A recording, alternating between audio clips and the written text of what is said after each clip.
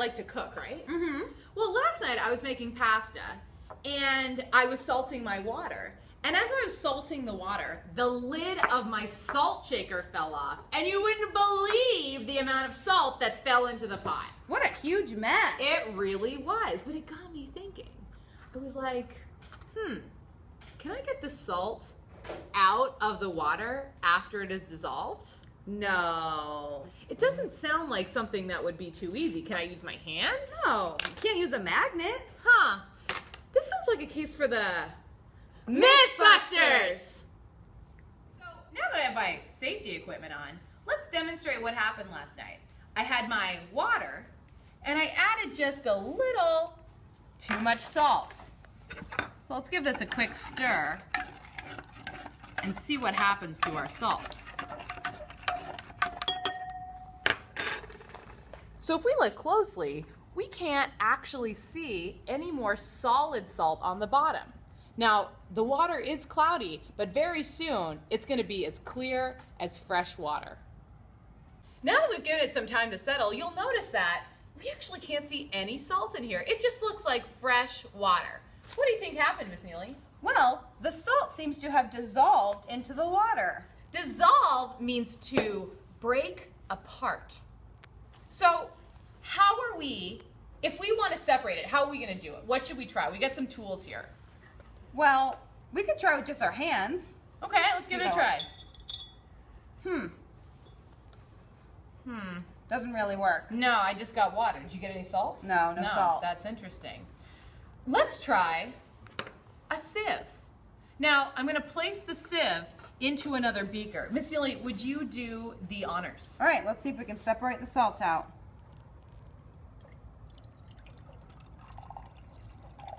So now that Miss Neely has poured our salt water through the sieve, can you see any salt in the top of our sieve here? No, I sure can't. It looks completely clean. So the salt must still be in the beaker. Let's try something else. Let's try a coffee filter. So check this out. I'm going to put the coffee filter in. Again, Miss Neely, would you do the honors?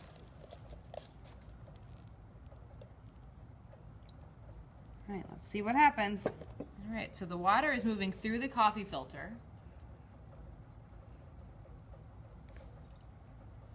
Now, do you see any salt on top of this coffee filter? I don't.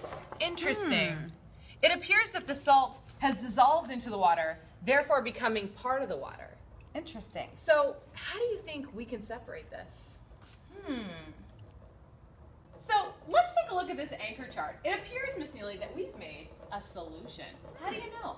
Well, we only see one substance, and we know that the salt dissolved in the water. So, that means that the salt was soluble, which is the ability to dissolve.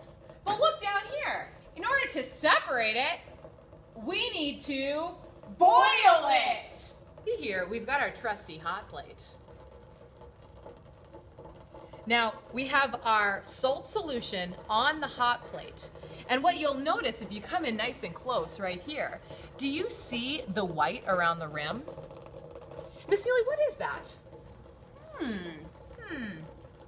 Could be salt. I believe you're right. Now you can see our salt water is boiling. What happens to water when it starts to boil? Well, from what I understand, when it reaches the temperature of 100 degrees Celsius, the liquid becomes a gas in the form of Water vapor. Interesting. But do you think that salt can evaporate? I don't think so. It's not a liquid. And interesting, I'm seeing evidence of that around the edge of our beaker. If you come look right here, you'll see a white solid on the edge. About 30 minutes. What do you notice has happened to our beaker? Well, the water seems to have completely evaporated, and now there's only salt. Wow, check it out. I can't see any water, but all of the salt that I put in appears to still be inside the beaker. So after our investigation, we've discovered something really neat. If you look inside this beaker, you'll see that all of the salt still remains in the bottom of the beaker. Do you think it would work with any other kind of solution? Well, you know what? We decided to find out. Miss Birdmark and I wanted to know if it would work with a food coloring and water solution. So we put one together and boiled out the water, and look what's left in the beaker. You'll notice that all of the colored pigment still remains in the bottom of the beaker. Now, that seems to prove to me that you can separate water from a solution. And how do you do it? You boil it. It sounds like this myth is busted.